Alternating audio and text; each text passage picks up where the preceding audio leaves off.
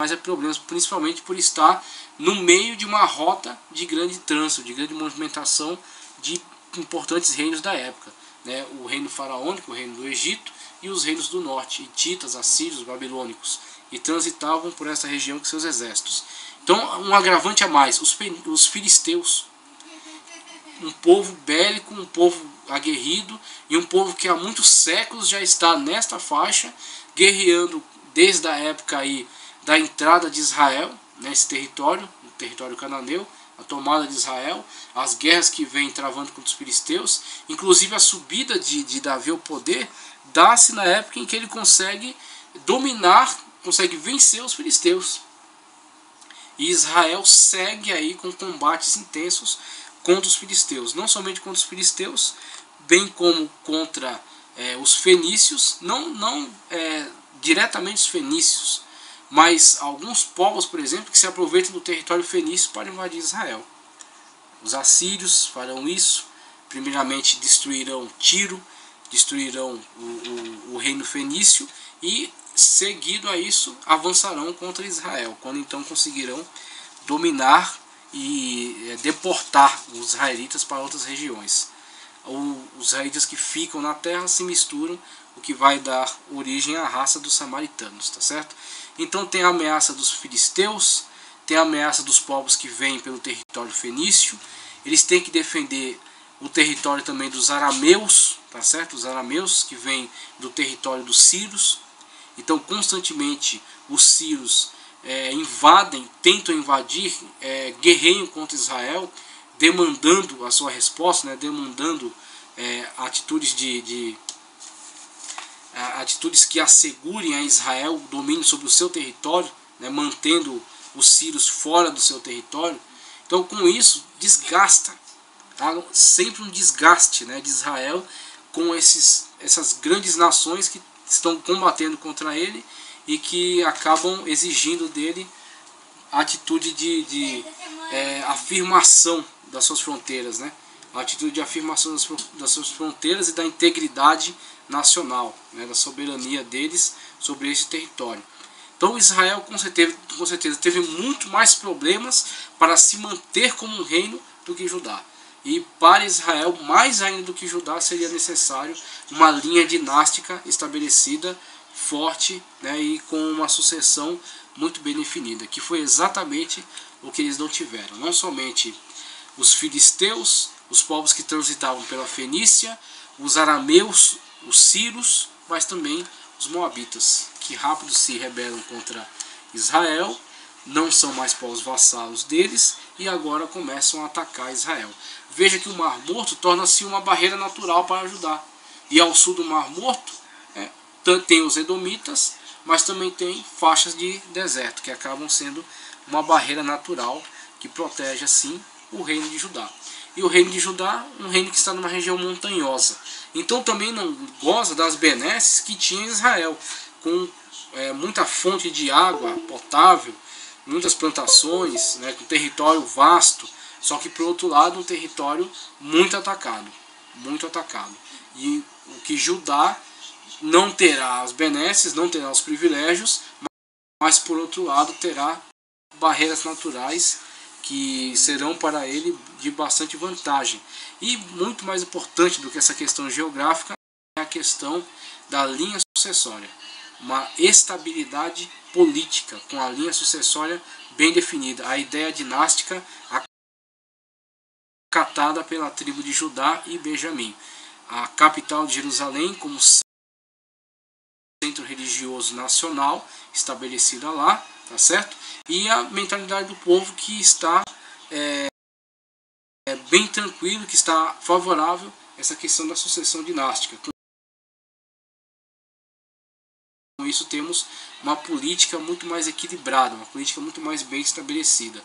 E Judá tornando-se um reino bem mais consolidado do que o reino do norte, o reino de Israel. Então, vantagens que o reino de Judá apresentava em relação ao reino de Israel. O fim do império fundado por Davi, vemos aí o desmantelamento desse império, o enfraquecimento, né, com todos esses motivos que já falei, as guerras civis, as guerras internacionais e a instabilidade política da região. E aí vemos aí, por exemplo, Israel e Judá com os dois estados inimigos, que trata acerca da questão da guerra civil, e a subida ao trono de Jeroboão. Então vamos passar a analisar na próxima aula unificado, né? Primeiramente sobre a monarquia de Saul, depois com a mudança dinástica para a monarquia davídica e a continuidade dessa dinastia com Salomão, né? E a manutenção também da aliança entre a parte norte e a parte sul, né? As tribos de Israel e a tribo de Judá e Benjamim, tá certo? Mantidas numa aliança debaixo de um mesmo rei, com Davi, Salomão e Roboão, que dá continuidade à dinastia davídica, mas no ato de ser empossado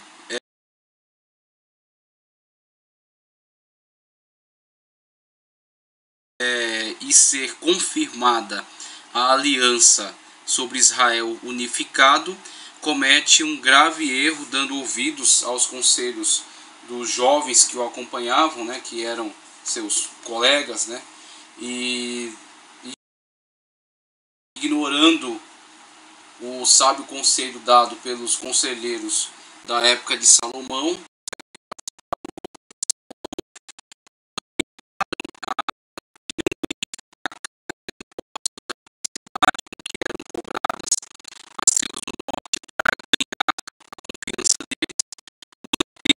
aliança, e assim talvez até no futuro retomar numa medida mais pesada, né? Mas num primeiro momento negociar com eles e até abrir mão de algumas prerrogativas, né? Dar a eles atender algumas demandas que eles haviam trazido. Mas Roboão não dá ouvidos a este conselho e intensifica, né, a sua abordagem para com eles e comete o grave erro de soltar aquela frase, né, aquela maldita frase que está registrada nas Sagradas Escrituras, quando ele afirma que seu pai havia castigado com açoites, ele porém os castigará com escorpiões, né, e que o seu dedo mindinho é mais grosso do que os lombos de seu pai. Então, com esse tipo de declaração, ele perde definitivamente a aliança sobre Israel unificado, e as tribos do norte, lideradas, representadas por Jeroboão, seguem então seu governo independente da tribo do sul, da tribo de Judá. Com isso temos aí o início do governo da monarquia de Israel, tá certo? A monarquia das 10 tribos do norte, tá certo? Que estão indicadas aí no mapa por essa região contornada com esta linha amarela, tá certo? Então temos aí a região das 10 tribos do norte, que são esta região delimitadas aqui por esse contorno amarelo, governadas em primeiro lugar por Jeroboão, tá certo? Que havia sido inclusive um funcionário da Corvéia no tempo de Salomão. Salomão já havia admirado a forma com que trabalhava, ele havia ganho alguma confiança durante a administração de Salomão, só que ocorreu um fato ainda na época do reinado de Salomão, que já despertou a sua desconfiança em relação à possibilidade de Jeroboão ser um adversário para a manutenção do seu poder da realeza, da sua casa sobre Israel, que é exatamente aquilo que está registrado nas Escrituras Sagradas acerca do momento em que o profeta Aías recebe uma mensagem divina para que entregue uma profecia a Jeroboão. Então ele encontra Jeroboão no caminho, ele estava vestindo uma veste nova, ele arranca a capa dessa veste, rasga ela em 12 pedaços e entrega 10 pedaços a Jeroboão, dizendo que ele ia ser rei sobre as 10 tribos do norte e que Deus manteria com a casa de Davi apenas 2 tribos, a tribo de Judá e Benjamim. Isso Deus faria em amor ao seu filho Davi, ao seu servo Davi, tá certo? Por causa do compromisso que Deus firmou com o seu servo, que não faltaria rei que se assentasse no trono da casa davídica. E isso porque na época em que o fato ocorreu, em que Jeroboão recebeu esta profecia, Salomão havia debandado completamente para a idolatria. Salomão estava numa fase bastante sinistra da sua vida, em que depois de diversas alianças políticas, depois de ter alçado o poder, ter expandido as fronteiras de Israel, ter colocado Israel no cenário internacional, ter feito desenvolver Israel de uma forma muito grande, né, muito extraordinária, ganhando fama, né, para Israel, não só para Israel, mas para si mesmo, ganhando fama como um monarca muito sábio, muito entendido, né, um monarca muito poderoso.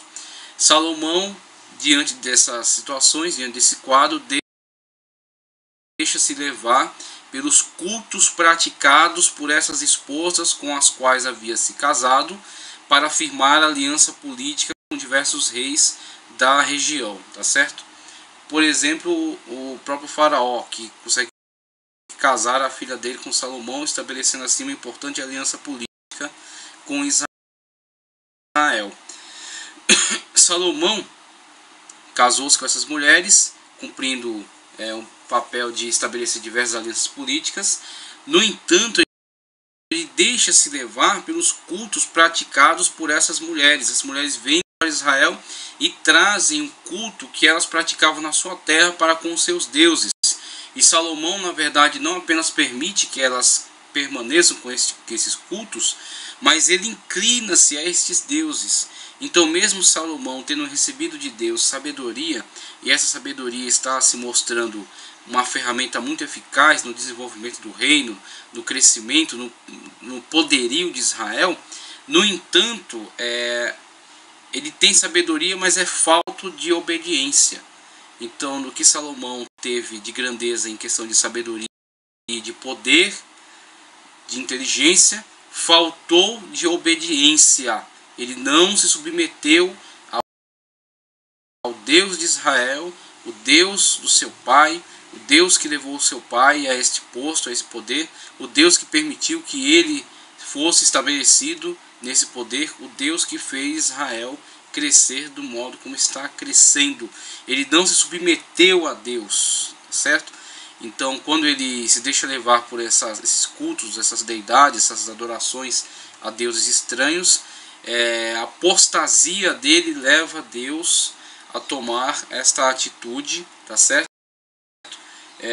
De arrancar da sua mão as 10 tribos e deixar apenas 2, por causa do compromisso que o Senhor havia firmado com Davi. Então Salomão, já na época do seu reinado, tem a sinalização de que haverá esta punição, não terá continuidade esse poderio, essa grandeza que ele havia angariado para Israel. Israel será dividido. Ele não vê isso ainda no seu governo, mas ele verá isso, mas Roboão, seu filho, verá isso na época em que ele assumir a coroa, tá certo? Então, Jeroboão, após essa profecia entregue por Aías, ele passa a ser perseguido por Salomão, que já visualiza a possibilidade de haver, com essa profecia, né, com essa mensagem, já visualiza a possibilidade de Jeroboão tornar-se um forte adversário dele, a possibilidade de haver conspirações dentro de Israel, principalmente as 10 tribos do norte, que estavam subjugadas a uma pesada taxa de impostos, tá certo? Sustentavam o erário, sustentavam todo o peso da monarquia, tá certo? Então, vendo a possibilidade de insurreição por parte dessas tribos, apoiando Jeroboão numa tomada de poder, Salomão empreende perseguições a Jeroboão, e Jeroboão com isso é obrigado a refugiar-se junto ao faraó. Então Jeroboão foge de Israel e refugia-se junto ao faraó, que tinha uma